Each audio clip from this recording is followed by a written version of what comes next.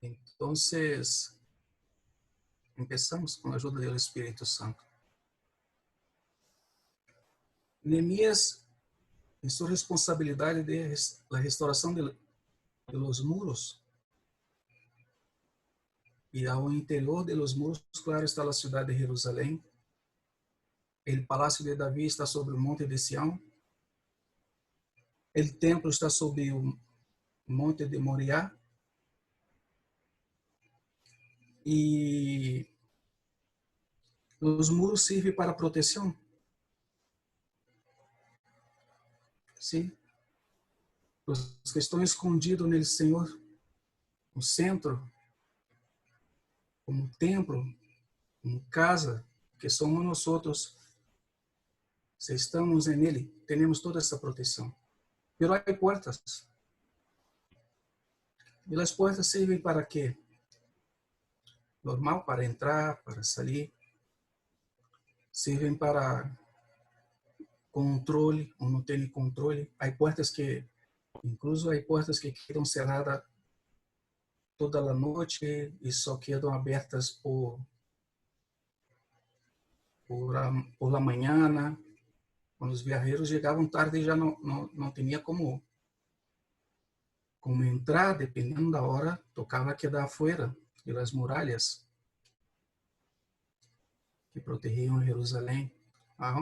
Uma porta que sempre permaneceu cerrada, não se abriu mais, é a porta antiga.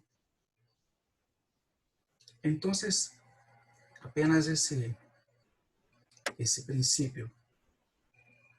Então, começamos nas portas. São 10 portas, como os irmãos podem ver aí afuera.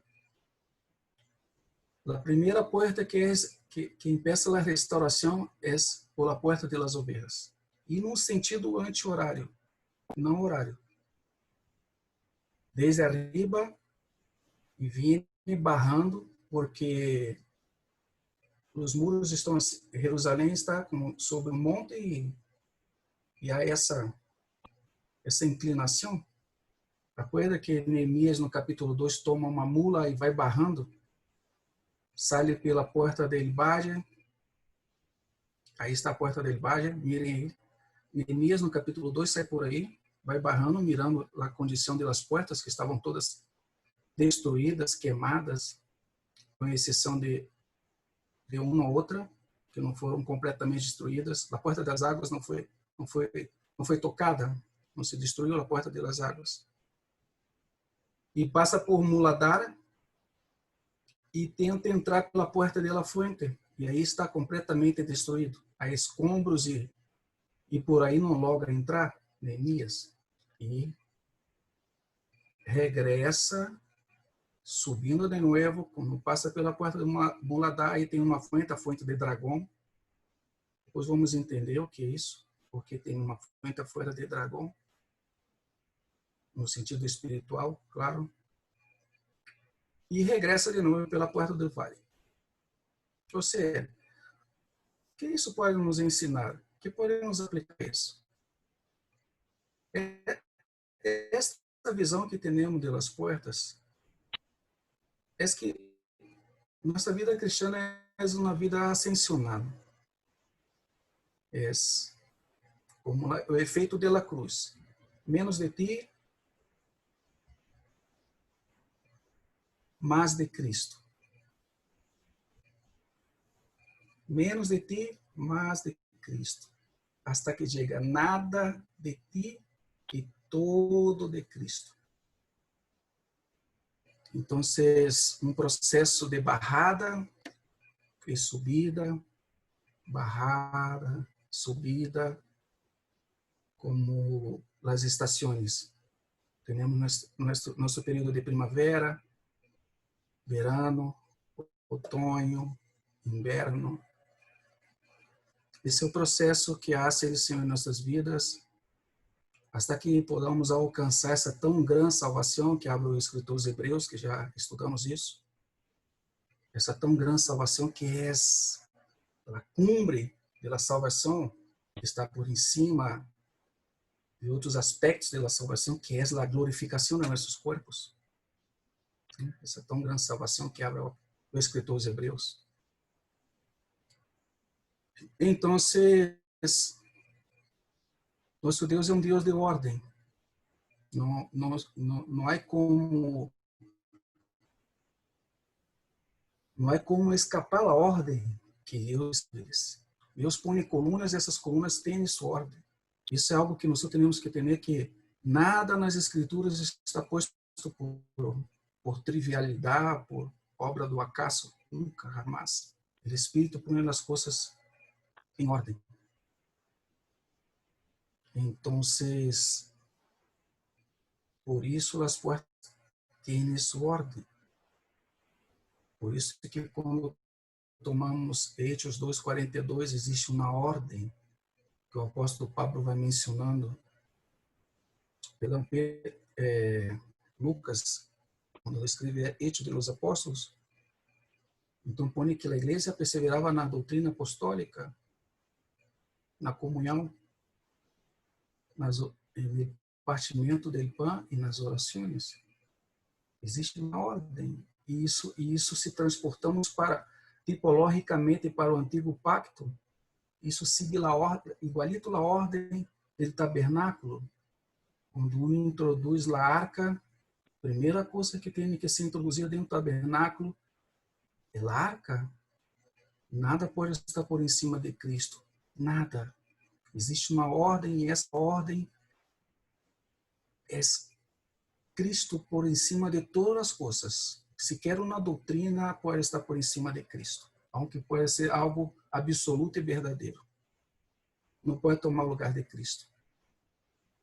E depois vem a mesa com os pães, o candelero, o candelabro, e por um altar de incenso. Mira como se transporta essa tipologia, essa ordem tipológica a nível tipológico, e nós ponemos ali em Hechos 2:42, quando a igreja começa a funcionar, a cuna ali, que foi esse aposento alto, a cuna, o seu nascimento, vamos poner assim como o Senhor, a cuna foi em Belém ali, dentro desse estábulo.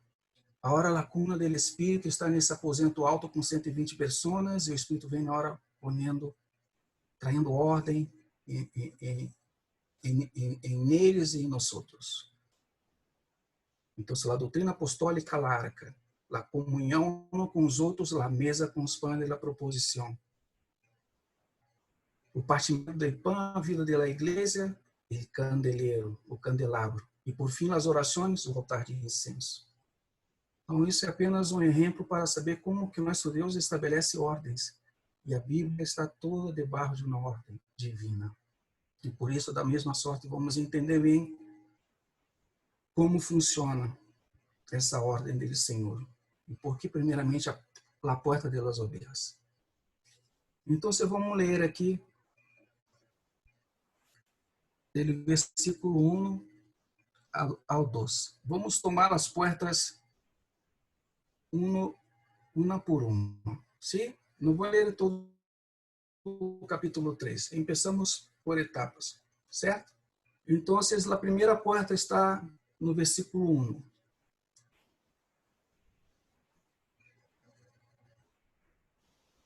Eu estou tomando a versão aqui, Bíblia de las Américas.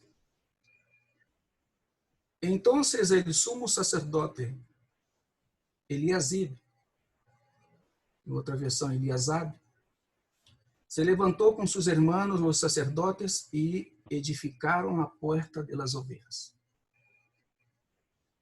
La consagraram, ponga atenção nessa palavra aí, la consagraram. É a única porta que toma esta palavra. Nenhuma outra porta se menciona que foi consagrada. Esta, sim. La consagraram, e justo foi o sumo sacerdote. E Eliasab significa, o nome de Eliasab significa restauração. Aquele que restaura as coisas. E esses são dias de restauração para os judeus. E nós outros também, como igreja, estamos bajo uma restauração. já de siglos a igreja vem passando por esse processo de restauração. Não é que uno pode dizer já, listo, acabou. Não. Então, justo o sumo sacerdote Eliasabe, ele restaurador, empieza por esta porta. E consagraram e assentaram suas honras, consagraram a muralha hasta a torre de los 100 e hasta a torre de Hanael. Ananel ou Hanael, dependendo da tradução. E junto a ele edificaram os homens de Jericó, e a seu lado edificou Zacur e Rudeim. Aí esses estão edificando a parte da muralha. Pero Eliasabe quedou responsável praticamente porque a porta está justo de entrada para sua casa. Então, todas essas portas que estão frente às casas, então essas famílias que estavam com essas casas frente a essa porta quedaram responsáveis por a restauração desta porta. E também o muro. Sim? Essa torre de Hanael vai aparecer depois. Nós vamos falar mais acerca dela. E a torre de 100, em outra versão, a torre toma outro nome, que agora não me recordo. Em outras versões aparece outro nome, não aparece torre de 100. Não sei se eu vejo aqui. Rameia. Rameia tem esse nome. Aqui nas Américas aparece 100. Então,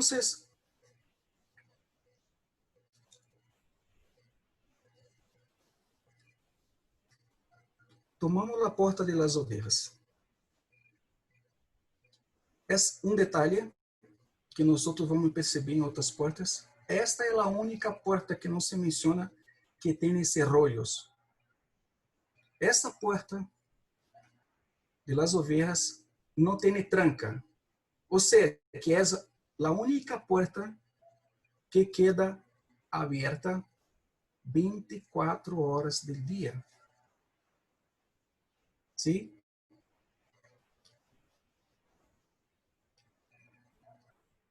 Depois vem a porta do pescado, e aí vai. A porta antiga, ou vieja. Me gusta utilizar a expressão antiga. Depois vou explicar por quê. Porque em nosso conceito, quando habla de uma coisa vieja, parece que é algo ultrapassado. Que está viejo, botado. Não é bem assim.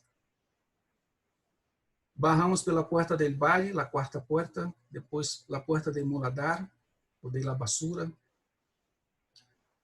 A porta de la fuente, empieza a subida. Puerta de las aguas, puerta de los caballos, puerta oriental, puerta del juicio, e vem puerta de Efraim, que está no capítulo 8, versículo 16. E por fim, a puerta de la cárcel, que está no capítulo 12, versículo 31, onde menciona. Está bem? Cristo está em todas as portas. Cristo de verdade passou por todas essas portas, pero como vitorioso, como homem perfeito, sem pecado. Pero nós também agora estamos barro esse processo e também temos que tomar essas portas e começar essa restauração em nossas vidas e entender bem esse processo de restauração. Porque não há como saltar as portas. Mira o que passou com Neemias. Ele queria entrar por nono, por a porta da fonte não pôde, teve que retornar e não há como saltar. O Senhor não permite, não há como chegar ao inverno sem antes passar por outono.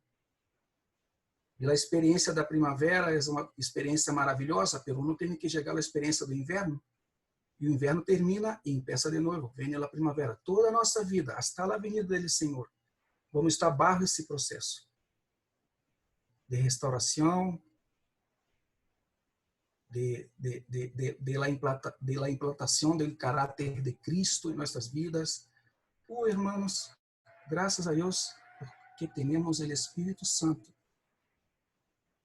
porque estamos barro a obra do Espírito. Esta é a obra do Espírito. Então, Miremos Salmo 87, versículo 2.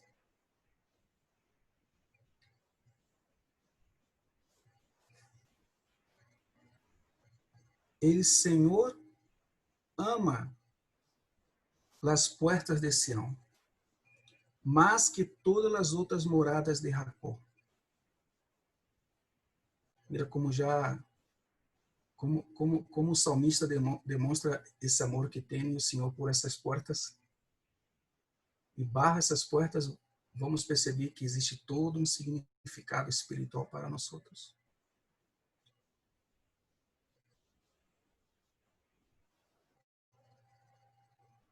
Isaías 49, 16.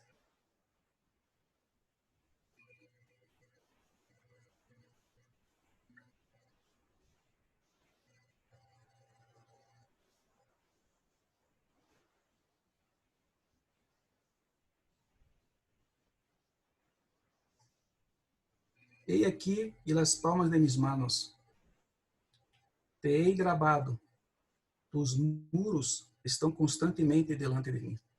Esse é outro versículo muito marcante. Os que podem anotar. Então, empezamos com o destello dessa porta.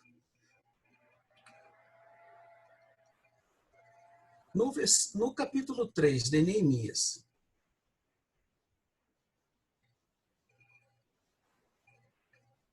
no capítulo 2,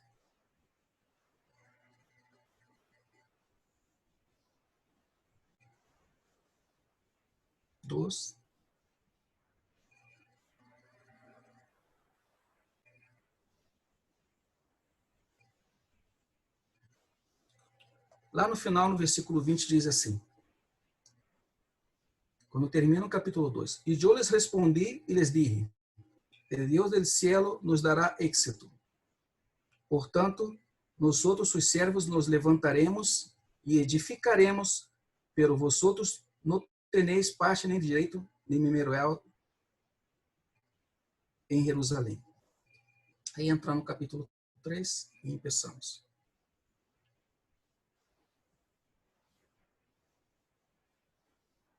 Há uma profecia que habla sobre a restauração dessas portas. E essa profecia, mira como que é importante conhecer o cumprimento das profecias, e isso é muito válido para pessoas que não creem no Senhor. Porque pode ser que um não crê no Senhor e foi escrito por homens. A Bíblia foi escrita por homens. Não, está bem que foi escrito por homens.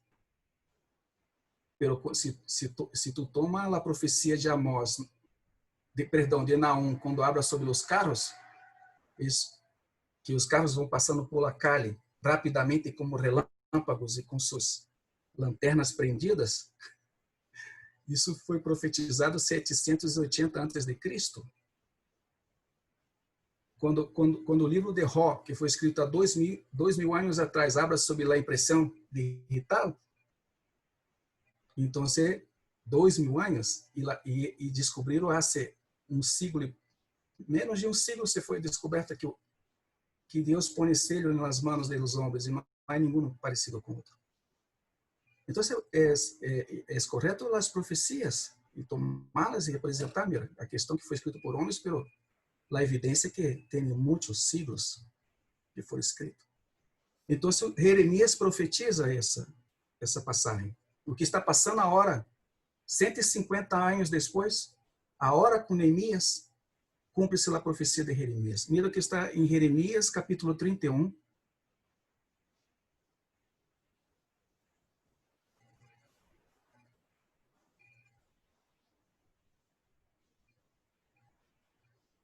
Verso 38.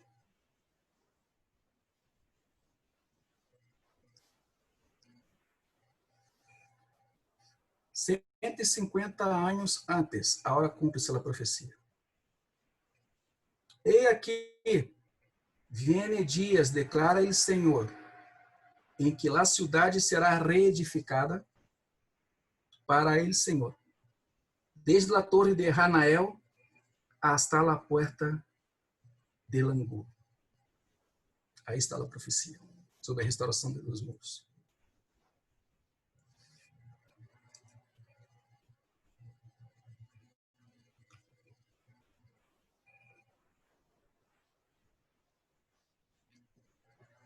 Então, agora entendemos bem as portas. Tomamos João capítulo 10, versículo 1 e 9. A porta das ovelhas é um pouco extensa, irmãos, me suportem em amor, porque dentro também estou fazendo a introdução para que podamos entender no passo a passo.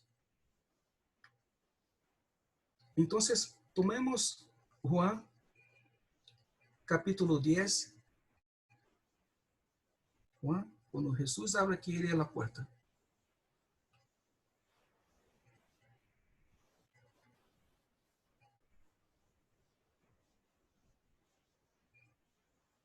Juan 10, versículo 7.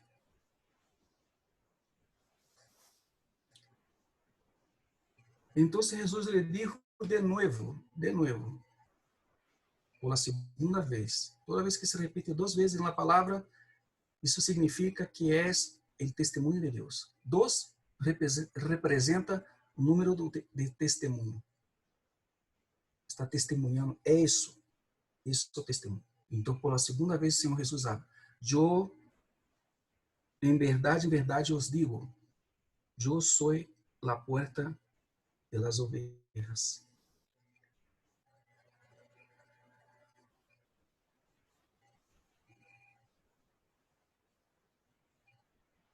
Eu sou a porta das ovelhas. Hasta aí.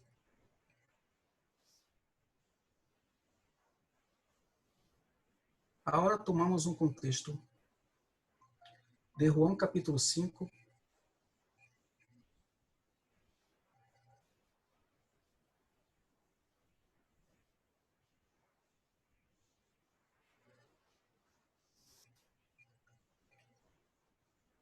versículo 1.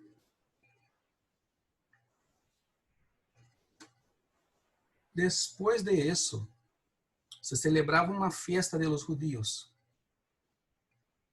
E Jesus subiu a Jerusalém.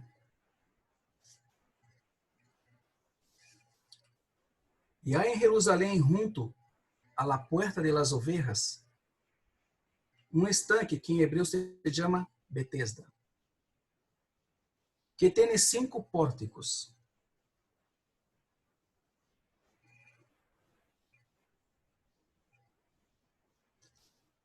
Então, entendemos uma duplicidade de testemunho no significado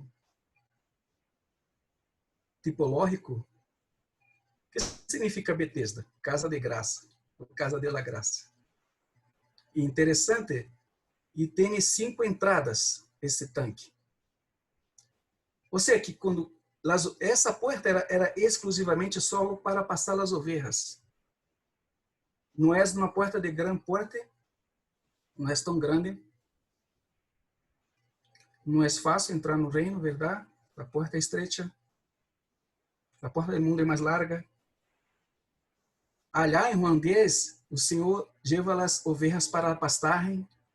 Se estudarmos todo o capítulo de Juan 10, vamos ver que Cristo está em tudo, a plenitude de Cristo está em tudo. Cristo é o pastor, Cristo é a porta, Cristo é também a oveja, Cristo é a porta del curral, Cristo é o pasto também, onde as ovelhas saem para pastar, é o alimento, Cristo é nosso alimento. Ali está a plenitude de Cristo em todos os aspectos. E agora, só que as ovelhas saem para pastar, bueno, e regressam para o redil, mas aqui nesse contexto passa outra coisa. Essas ovelhas entram, todas as ovelhas passam, vão passando. E interessante que o maior produtor, a cidade que produzia mais ovelhas em Israel era Belém. Belém é a cidade natal do Senhor Jesus. Não poderia ser outra. E mais de 90% dessas ovelhas chegavam de Belém, não importa a hora, e passavam aí, e apenas com uma finalidade. Não tinham outra finalidade essas ovelhas que entravam por aí. Uma coisa diferente, elas que iam para o mercado para alimentar. Essa porta era exclusiva para isso. Porque justo quando entra pela porta das ovelhas, como diz aí, leemos em Juan, capítulo 5, Juan 5, sim, Jesus chega ao tanque. Ou seja, quando entra pela porta das ovelhas, à mão direita está um tanque. Para ter ideia, esse tanque tinha 5 entradas grandíssimas. 5 habla de quê? De la graça. O tanque de Betesda é la graça. E tem 5 pórticos. É la graça. A graça de Deus é suprema. E quando essas ovelhas passam por aí, quando chega cerca esse tanque, que tem que ser? Um tanque de 120 metros de comprimento por 60 de ancho.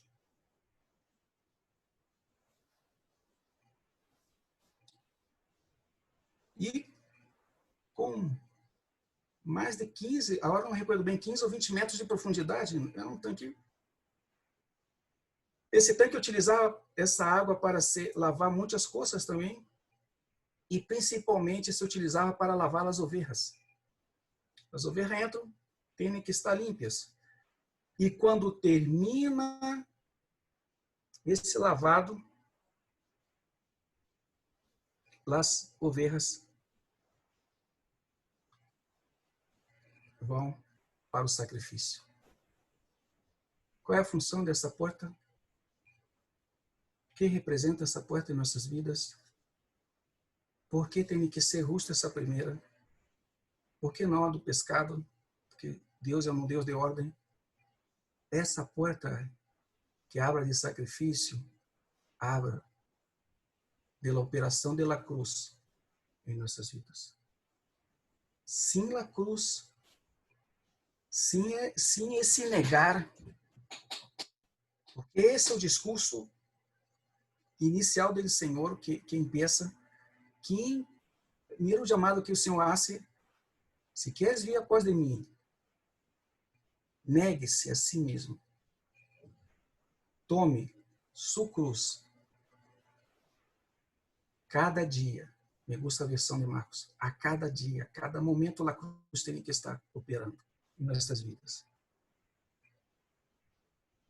E siga-me.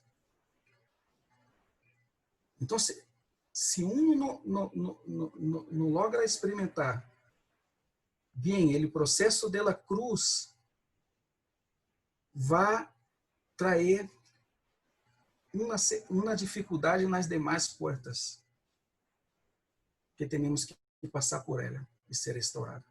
Então, se nada na construção e na restauração que há em nossas vidas, você pode ser sacando a cruz. A cruz é por aí que empieza. Então, se a porta das ovelhas hablam claramente da operação da cruz em nossas vidas, de aprender a renunciar. Aí está o processo de muitas vezes na renúncia, lo que reflete, não sei, como um espelho, a renúncia é um silêncio. Renunciar é calhar, que dá com. Há momentos que sim, temos que falar. Pero quando se habla de renunciar para poder negar, para poder tomar a cruz, perdão, a cada dia há que haver um silêncio interior em nós outros, um negar, que vem e não tem que. E coisas sencillas de nossa vida.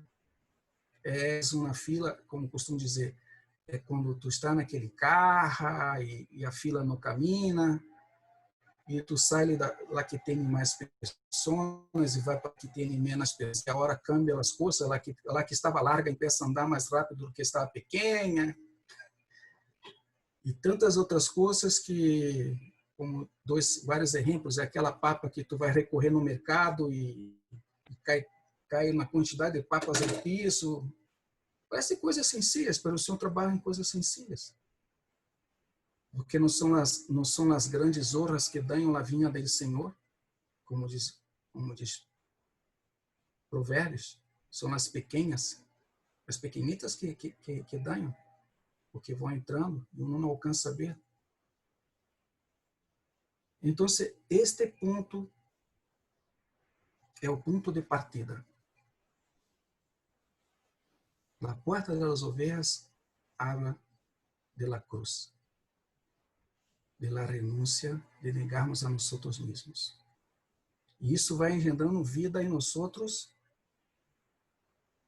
para podermos, com esta vida, ter que poder enfrentar todas as demais portas que temos que passar. Amém?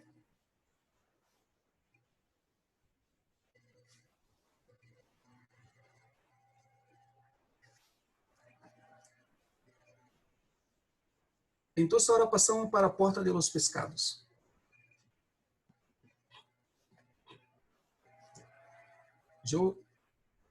Com as portas,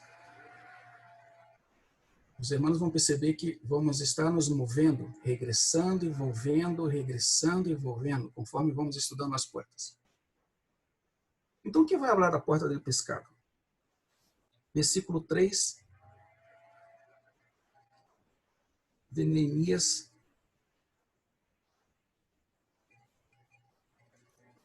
3:3. La puerta del pescado la edificaram los hijos de Sena. Colocaram sus vigas e assentaram sus hojas, sus cerrojos e sus barras. Mira aí. Que essa porta tem tranca. Ou seja, que em determinado momento do dia, esses pescados que vinham do mar da Galileia, que entravam por aí, essa porta quedava cerrada, ao contrário da porta das ovelhas. E se não queria passar pescado pela porta das ovelhas, não podia passar. Ali é exclusivamente para a porta de ovelhas. E não tinha como chegar com os peixes atrasados, porque ia ter problema. Não ia poder passar. E isso não tinha refrigeração. Tinha que salar isso, quedar salado, para não se danhar, na maioria dos peixes. E essa porta foi restaurada pelos hijos de Sena.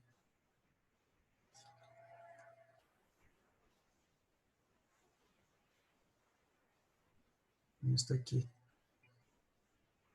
Sena significa espinoso. É um espinoso. E cerca de mais de 2.000. Aí está, tomando.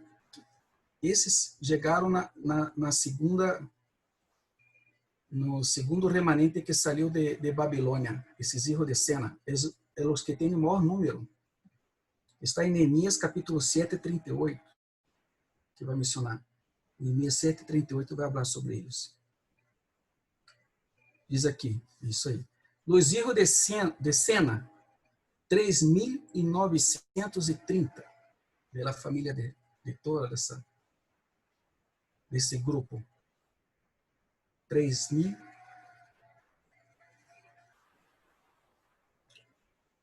Quanto? Perdão. 3.930. Regressamos aqui. O que vai abrir a porta do pescado?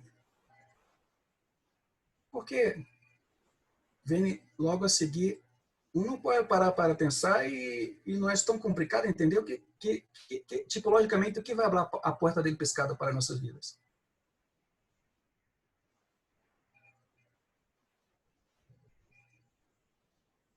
Miremos Mateus, capítulo 10, versículo 32 ao 33. Mateus. 10, 32 a 33. Portanto, todo el que me confiese delante de los hombres, yo también le confesaré delante de mi Padre,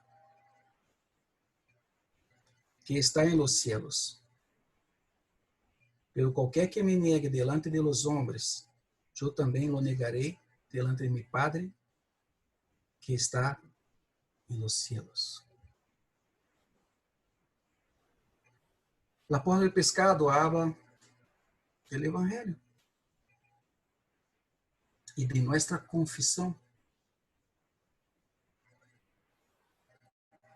Quando a cruz opera poderosamente em nossas vidas, temos a autoridade, e irmão, de verdade, quando há a operação da cruz em nossas vidas, não precisa que um esteja falando para ti, irmão, há que evangelizar. Cada um tem sua responsabilidade. Essa porta abre do chamamento que temos, do chamamento que isso, Senhor Jesus, a Pedro, a Juan, a Jacó. Venga, já não pesquem mais, eu vou ser de ustedes pescadores de homens. Pero eu não tenho o dom de evangelista, sim? Se tomar, por exemplo, o Ministério da Palavra, de Efésios capítulo 4, profetas, evangelistas, pastores e maestros, sim? Porque apóstolo não é dom. Agora, os dones que compõem o Ministério da Palavra, profetas no plural, evangelistas, pastores e maestros. Sim? E quando habla de profetas, não está falando do profeta do Antigo Pacto. Esses profetas, agora são profetas do Novo Pacto, porque o ministério profético do Antigo Pacto cerrou em João Bautista. Então, tomando esse ministério evangelístico, que Felipe era um evangelista. Sim, a própria palavra, Hechos dos Apóstolos, Felipe, ele é evangelista. Pero quando chega a Timoteu, Pablo tem uma preocupação com Timoteu. Timoteu, mira, haga a obra de um evangelista. Por que Pablo habla para Timoteu isso? Porque dá a entender que Timoteu não tinha o dom de um evangelista. Por isso não quer dizer que nós outros temos que nos calhar, temos que fazer a obra de um evangelista. E esse é um chamamento que temos. Pero se a cruz não opera em nós outros, irmãos, de certa forma, vamos ter vergonha de predicar o evangelho, vamos quedar callados, o Senhor vai nos dar oportunidades de falar do Senhor mesmo. Seja num bus, nada forçado e nada de forma religiosa. O Espírito nos concede as oportunidades e se nós perguntarmos, se o Senhor nos dando essa oportunidade de falar do Senhor mesmo. E às vezes nós outros, por causa da falta da operação da cruz. A porta das ovelhas tem um poder tremendo por todas as demais portas. Essa porta que empieza, e é por aí que empiezam as coisas, irmãos. E se nós outros não nos agarramos a isso, vamos entender plenamente por que as coisas demais não funcionam em nossas vidas e por que estamos sempre nesse círculo. Não parece que não avançamos,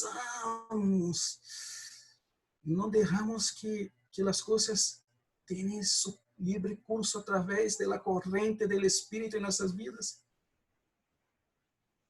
Então, quando tu toma, em realidade, essa responsabilidade de predicar o Evangelho,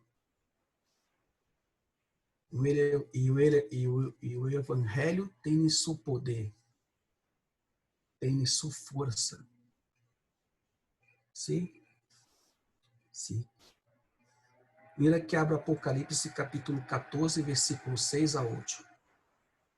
Para os que gostam de escatologia.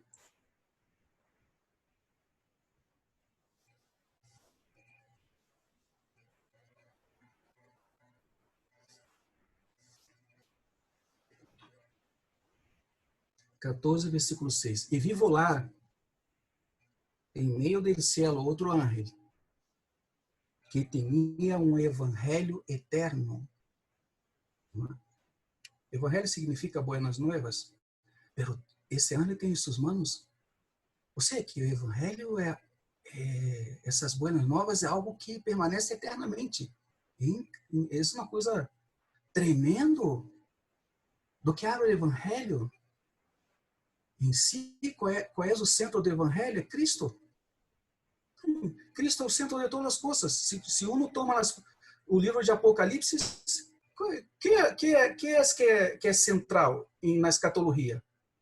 Nas profecias? É que tem uma centralidade? Não. As profecias apontam para aquele que é o centro de todas as coisas. Jesus Cristo. Se que as profecias são centrais, tem seu posicionamento central no livro de Apocalipse.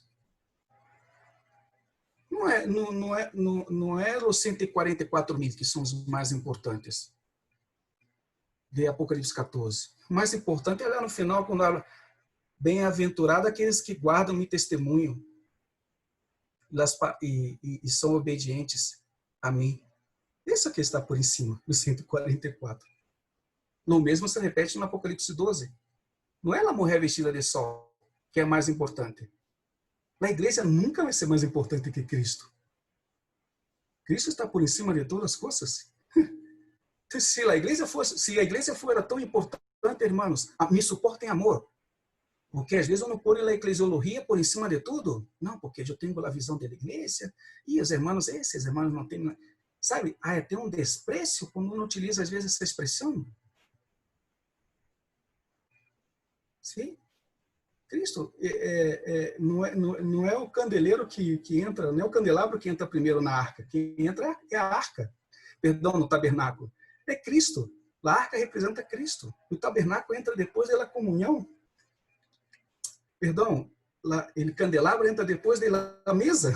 Ou seja, se não há uma comunhão no relacionamento com o Senhor mesmo, que a mesa representa a comunhão, um com Cristo e um com os outros, porque se eu não me relaciono com o Senhor, tudo isso é a operação da cruz. E tudo isso vai refletir nesse evangelho eterno. E agora chegamos a essa porta. Eu costumo usar um exemplo que é muito fácil tu pôr aquele pescadito ali. Sabe esses pescados que uno põe no carro ali? Aí um pescadito que põe assim. Como que eu sou cristiano? Sim ou não? Irmão, se tu põe aquele pescadito ali no seu carro, cuidado com os semáforos, cuidado quando barra lá ventana e põe a mão hacia afuera, porque um não vai mirar o pescado e vai mirar o que está manejando. Falei, Senhor, que é isso? Esse é o evangelho? Não, melhor não ponga o pescado, irmão. Melhor o pescado afuera. É uma questão de testemunho.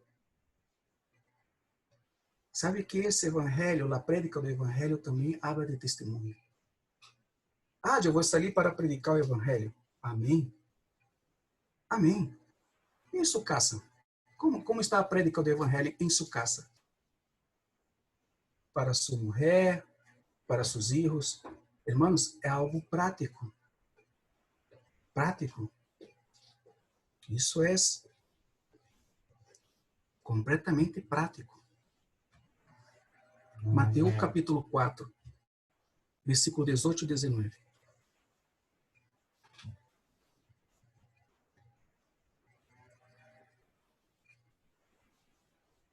Mateus 4, 18 e 19. Isso que eu já tenho falado com os irmãos. E andando junto ao mar de Galileia, via os dois irmãos, Simão, chamado Pedro, e André, seu irmão, echando na red del mar porque eram pescadores. E lhes dijo, sígueme e eu los haré pescadores de homens. Então, a operação da cruz engendra em nós também um testemunho para uno predicar. Por isso que a mensagem das buenas novas tem poder, pero através de uma vida transformada e trabalhada por el efeito da cruz.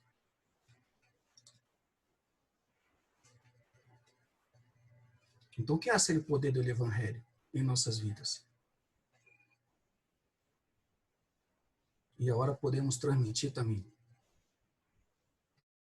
Porque a operação da cruz nos dá autoridade. E por que Cristo tinha tanta autoridade quando predicava? Quantas vezes foi dito, este homem habla com tanta autoridade, suas palavras têm autoridade, têm poder. Foram 30 anos, vamos poner, com quantos anos o Senhor foi para Nazaré, chiquito, e passou o resto de sua vida ali, sua juventude, como jovem, como muchacho ali, assumindo a responsabilidade da casa, temprano, porque José faleceu, e ele como filho maior, assumiu o trabalho da carpintaria, não foi assim? Os de Nazaré, esse não é o carpinteiro? E outros, esse não é o filho de carpinteiro também? Ele tinha ofício de carpinteiro também. E foram 30 anos aprendendo ali em silêncio, ao ponto que, numa certa ocasião, ele se levanta na sinagoga de Nazaré e aponta com as mãos assim, quem de vocês tem? Quem de vocês pode me acusar de pecado aqui na cidade de Nazaré? Há alguma coisa que vocês, isso, que pode me acusar de alguma coisa? E agora esses 30 anos se convertem em 3 anos e meio de prédica, de vida, de autoridade. Ao ponto que está Pedro, está Juan com André, passa o Senhor Jesus frente a João Bautista e esse é o Cordeiro, sigam. E eles começam a seguir o Senhor. E de repente o Senhor se dá conta, vira, o que vocês estão buscando? Estou parafraseando, sim? Me perdona aí. O que vocês estão buscando? E tanta coisa que podiam não perguntar, verdade? Não, Juan falou que tu és o Cordeiro que pediu para te seguir, mas não, pero essa é uma coisa muito rara, irmãos. Nós estamos querendo saber de onde tu vives. Como é tu casa? Querendo saber de onde tu vives. Isso me parece tão lindo. Isso, venga, eu vou te mostrar de onde vivo. E diz a palavra que passaram toda uma tarde com o Senhor Jesus. Sabe logo que o Senhor... Eu creio que a maneira do Senhor se mover, o Senhor falar e preparou a comida. Não? A vida impactou de tal forma que André saiu correndo como louco, perdão essa expressão, e encontrou a Simão. Simão, venga, encontramos o Messias. Encontramos o Messias. O mesmo passou com Felipe. Felipe foi até Natanael. Venga, quero te mostrar o impacto desta vida. E isso pode ser feito em nós outros. E quando predicamos o Evangelho, é muito importante, amados irmãos. Não é para desanimarmos, então é para tomarmos consciência do efeito da cruz, desse poder que tem a cruz, do poder que temos que renunciar. Irmãos, isso é uma verdade e é uma realidade. E necessitamos ser restaurados neste ponto para ter efeito o Evangelho, a prédica da palavra. E eu vou terminar aqui, nisto que creio que não sei se não vou poder terminar a terceira porta. Não sei, os irmãos que digam aí. Vou terminar agora a segunda porta com esses versículos aqui. Lucas 7,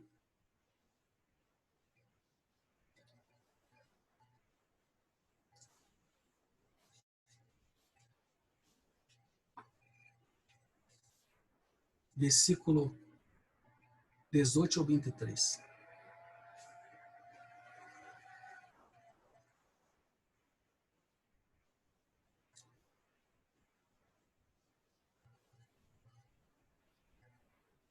Aí vamos entender bem o efeito da autoridade da cruz sobre nossas vidas e o efeito do Evangelho. Então, os discípulos de Juan lhe informaram de todas essas coisas. E, chamando Juan a 2 de seus discípulos, los enviou ao Senhor, dizendo, eres tu o que há de venir ou esperamos a outro? Esse foi que Juan falou para eles. Pergunta para ele, para o Senhor.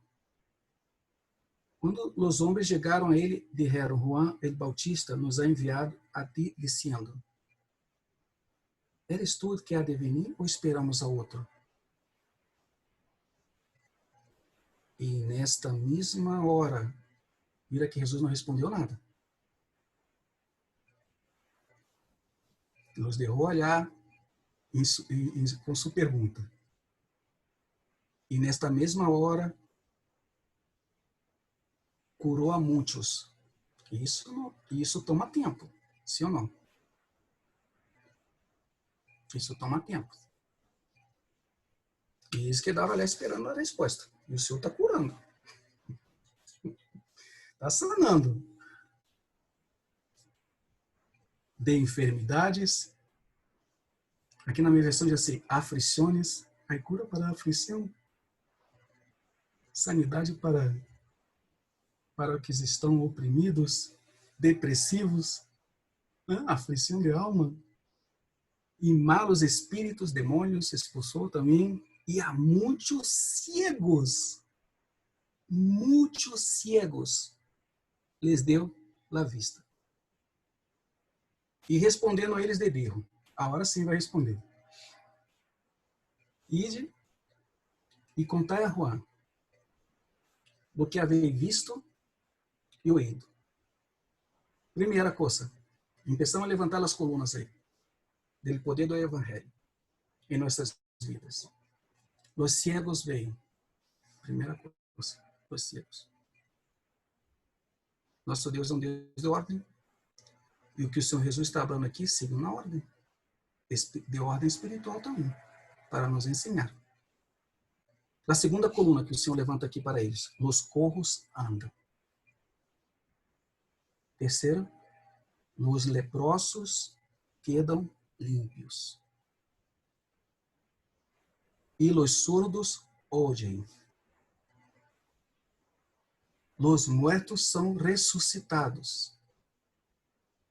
E por fim, a última coluna. Hasta aí, mira como que são todos milagres. E milagres potentosos. E nessa sequência de milagres, o Senhor levanta uma outra coluna, a última coluna, e põe uma nação.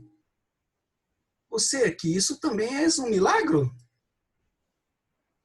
de certa forma. E a los pobres se les anuncia o Evangelho.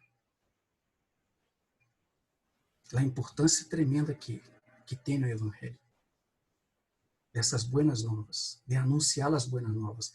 Mas sem a operação da cruz, é complicado para todas as demais portas. E principalmente por essa segunda. A segunda porta é o Evangelho. Vou adelantar aqui porque a porta antiga habla de la fundamentação. ¿Sí? La porta del valle, que habla? Habla del trabalho del Espírito em nossas vidas, habla de las luchas que temos que passar, valle. E vem a porta de muladar, a basura que tem que sair de nós. Vem a porta de la fuente, a operação do Espírito Santo. Puerta de las aguas, la palavra. Puerta de los caballos, el combate. Aí uma sequência. Água, palavra, espada. Caballo, combate. A sequência. Basura, se não passa por lutas e tribulações, não há limpeza. Mira a ordem, para que os irmãos empiecem a encarrar essa coisa maravilhosa e tremenda que são as portas em nossas vidas. Tem todo esse sentido. E quando uno sabe e aprende e começa a restauração das batalhas, aí vem a porta do Oriente, a esperança, um coração agradecido, esperançoso acerca de Cristo, a porta oriental, o Oriente, o sol nascente. E por fim, a porta do juízo. Aí vem das portas que estão afuera, a porta de Efraim, a porta que abre do serviço na casa de Deus. E termina na porta, tinha que ser essa porta, essa tem que terminar, de las 12 portas, a porta de la prisão. Eu, ele prisioneiro de Cristo. Todo esse processo para nos levar a reconhecer esse ponto tão importante, irmãos, em nossas vidas, que é aprender a reconhecer o senhorio de Cristo. Ah, irmãos, quando chegamos a esse ponto, tanta coisa cambia em nossa vida. Porque é muito fácil, Senhor, Senhor, Tu és meu Senhor. O processo das portas tem que passar para um aprender a dizer, Senhor, de verdade, Tu és meu Senhor, porque quando abro que Ele é meu Senhor, é meu Senhor. E vem e termina na porta das ovelhas de novo, pelos muros. E aí vai todo o processo. Então, terminando aqui, dei esse apanhado para podermos entender bem. Se a próxima porta que vamos falar, se não há fundamentação, o valle vai quedar complicado.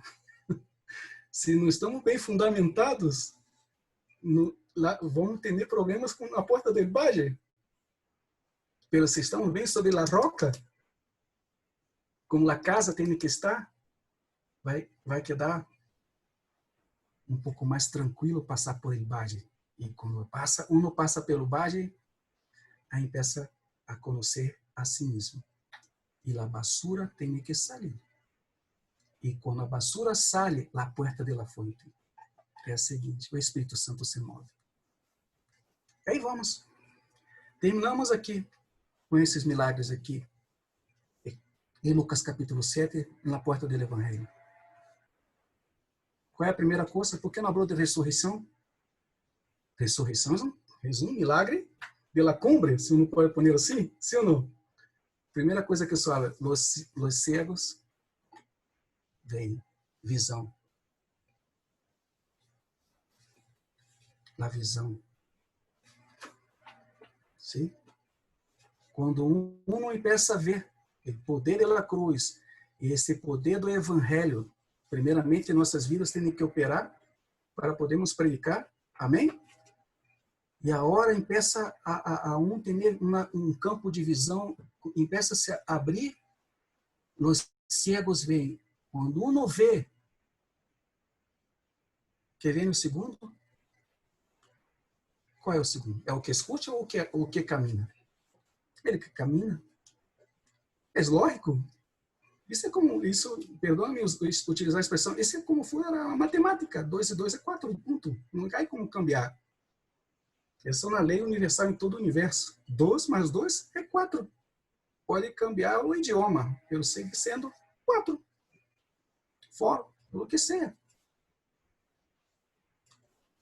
Quando um tem visão, empieza a caminhar na presença de Deus.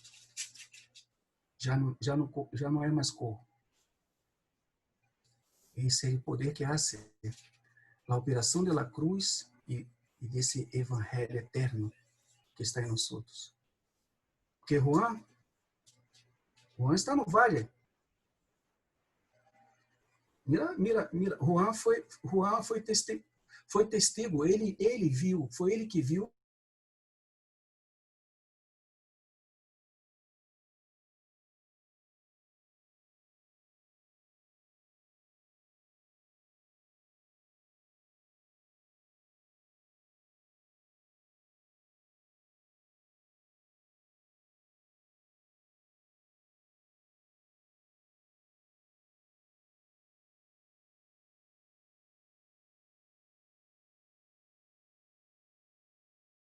que não tenha escândalo em mim.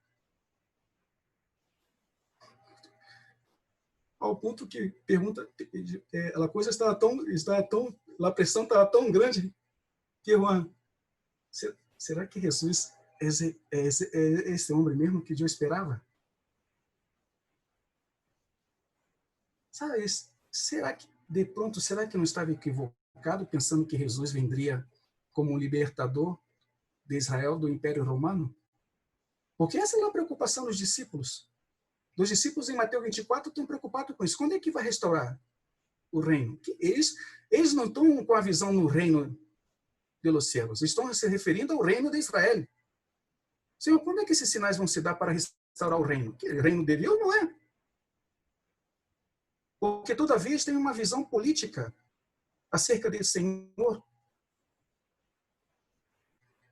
E o Senhor é claro, não, a primeira coisa, não os deixais ser enganados. Essa é a primeira coisa. E vem respondendo tudo aquilo que eles não esperavam escutar. Porque quando o Senhor olhar em Hechos dos Apóstolos, se acende aos céus, eles perguntam de novo. A mesma pergunta. Quando o Senhor vai restaurar essas coisas? No sentido político. E o Senhor, não, você vai, mira, tem que, regressa para Jerusalém. E de allá vocês vão entender muito bem. Aí, quando vocês receberem o Espírito Santo, vocês vão entender suas perguntas absurdas e vão a hora, o Deus Santo. Coisas que passaram com eles, que estavam no barco peleando, porque quando são acautelai-vos da levadura dos fariseus, e eles estão peleando por causa de pão. Pero nós, quando lemos as Escrituras, sim ou não? Porque temos o Espírito Santo. Amém? Aí quantas coisas que nós lemos nas Escrituras assim, hoje, esses discípulos eram um pouco tontos. Será que eles não se dão conta aqui que o Senhor Jesus está falando da hipocrisia dos fariseus? E por que essa é uma pergunta dessa? Porque nós só temos um Espírito agora. As coisas aqui dão mais claras e evidentes para nós outros, com a ajuda do Espírito Santo. E Juan agora manda perguntar e pergunta, será que realmente é ele? Olha, mira que ponto chegou. Isso dá essa resposta, que serve para nós outros. Que temos visão para poder aprender a caminhar. E quando um aprende a caminhar, aprende também a escutar a voz de Deus. Quer escutar a voz do Senhor? Depois que recebe a visão, aprende a caminhar na presença de Deus. E não é essa coisa que uno tem que escutar a voz de Deus. Ah, sim, eu quero escutar a tua voz como que envia um ángel para falar comigo. Bueno, pode ser que passe com outro. Pero em nossos dias, temos o corpo de Cristo. E o corpo de Cristo é a voz do Senhor. Por isso que é importante estarmos em comunhão com os santos, com os irmãos. Porque se um está aislado, empieza a escutar vozes e outras coisas. Pero em la comunhão com os santos, com a igreja, estamos protegidos. Escutamos a voz do Senhor. E vamos escutar coisas que às vezes não queremos escutar. Aquilo que falou o irmão Marcelo. A realidade do que somos. Porque uno, solito, não, ninguém vai ter falar nada do que tu és, você, que tu tem mau alento, halitoses, vai quedar solito ali com a mascarilha, hoje agora tem um tapa-boca, e eu creio que muitos estão se dando conta que de verdade, estão com mau alento. Aquela tapa-boca já te dá essa. Então, a importância de aprender a ouvir a voz de Deus por a boca dos irmãos, pelos santos. Então, e a hora que escute a voz do Senhor, qual é o próximo? Ah, perdão. Caminhar. Terceiro, leprosos, purificação. Perdão. Purificação dos leprosos. Claro. Uno